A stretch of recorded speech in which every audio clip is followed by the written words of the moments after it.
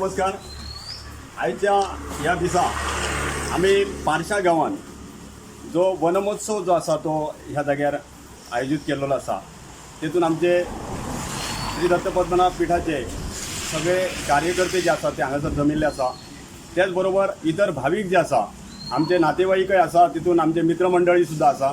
सगळे पारशांतल्या लोकांक घेवन आमी हो जो वनमहोत्सव जो आसा तो ह्या जाग्यार आमी आयोजीत केल्लो आसा. तर हो वनमहोत्सव आमी कित्याक केलो? आयज तुमी पळयता ह्या मोठे मोठे प्रोजेक्ट जे येयल्लेले आसा त्या प्रोजेक्टा खातीर भरपूर अशी झाडांची जी आमची कत्तल जाल्लेली आसा आनी जे पर्यावरण जे आसा ते नश्ट जाल्लेले आसा. त्या खातीर प्रत्येकान आपल्या जबाबदारीन ही झाडां जी लावची आणि पर्यावरणाचें रक्षण जे आसा ते आमी सगळ्यांनी मेळोन ह्या जाग्यार करपाक जाय. पारशे गांव हो तुमकां खबर आसतली, सुंदर असो गांव आमचो, निसर्गगम्य असो गांव, जेतून झाडां पेडां शेतां काजी सगळे आसा. आणि तेतून खंयसर तरी कोण तरी भायले येवन हांगासर प्रॉपर्टी विकती घेतात आणि तेची झाडांची कत्तल करतात. तेंचे पर्यावरण राखपा खातीर आमची जबाबदारी आसा की आमी सगळ्यांनी झाडां लावपाची.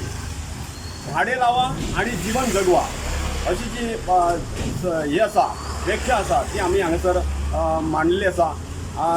सद्गुरू धम्मेशानंदाचार्याचे कृपा आशिर्वादान आमी हो कार्यक्रम ह्या पारशे गांवांत राबयल्लो आसा आणि तांकां सगळ्यांनी आमकां बरो प्रतिसाद दिल्लो आसा. आणि झाडां जी आसा जी आमी हांगासर हाडलेली आसा ते वनमहोत्सवाचो कार्यक्रम आमच्या अध्यक्ष आमचे जे आसा त्यांच्या अध्यक्षते सकयल जाल्लो आसा.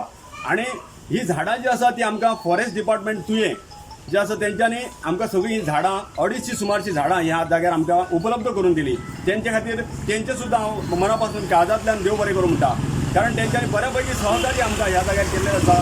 आणि ही झाडां जी आसा तुमकां तुमच्या सगळ्यां कडेन मागता की ही झाडां व्हरोन तुमच्या घरा कडेन लाया, तुमच्या जमनीन लाया, जंय जागो मेळटा थंयसर तुमी ही झाडां लाया आणि बऱ्यापैकी पर्यावरणाचो जो ऱ्हास जाल्लो आसा तेचं रक्षण करा. इतलें सांगून म्हाजे 2 शब्द सोंपयता. धन्यवाद.